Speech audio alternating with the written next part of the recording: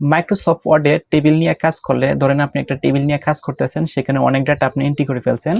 এখন আপনার প্রয়োজন হলো আপনার একটা রো ডিলিট করে দিবেন বা একটা কলাম ডিলিট করে দিবেন। সেটা আপনি কিভাবে করবেন সেটা চলুন আমরা দেখি। সো ফার্স্ট অফ অল আমি একটা মাইক্রোসফট ওয়ার্ড ফাইল নিই। হ্যাঁ, এটা হচ্ছে আমাদের একটা মাইক্রোসফট ওয়ার্ড ফাইল। এই ওয়ার্ড ফাইলটা আমি ওপেন করলাম। ওপেন করার পর এই পেজটা একটু ছোট করলাম এবং Ctrl+A সিলেক্ট করে এটা হচ্ছে আমাদের ফন্ট সাইজ কত করলাম, 20 করলাম। করার পর ধরেন আমি একটা টেবিল ইনসার্ট করি। তো ইনসার্ট থেকে আমি টেবিলে যাব, ধরেন হচ্ছে এরকম একটা টেবিল আমি ইনসার্ট করলাম। করার পর এখানে কিছু আমি সাবজেক্টের নাম দিতে পারি, যেমন ধরেন বাংলা,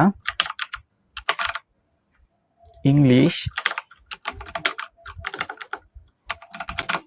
এখানে দিলাম হচ্ছে ম্যাথ, আর এখানে দিলাম ধরেন আইসিটি। আচ্ছা, এখন আমি কিছু ডাটাও এন্ট্রি করে দিই। এখানে কিছু ডাটাও আমি এখানে এন্ট্রি করে দিই। ওকে, ধরেন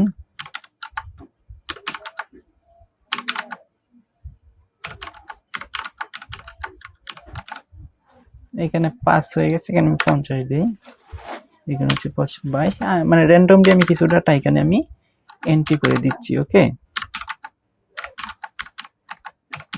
ওকে, এরকম র্যান্ডমলি কিছু ডাটা আমি এন্ট্রি করে দিচ্ছি এখানে।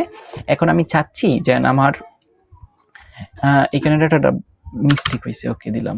আমি চাচ্ছি এখন আমার নিচের যে ডাটাগুলো আছে সেগুলোকে আমি ডিলিট করবো, অর্থাৎ নিচের যে আমার রোটা আছে সেটা আমি ডিলিট করে দিব। সেটা কেমনে করবো? সো এটা করার জন্য আমি এটাকে এভাবে সিলেক্ট করব।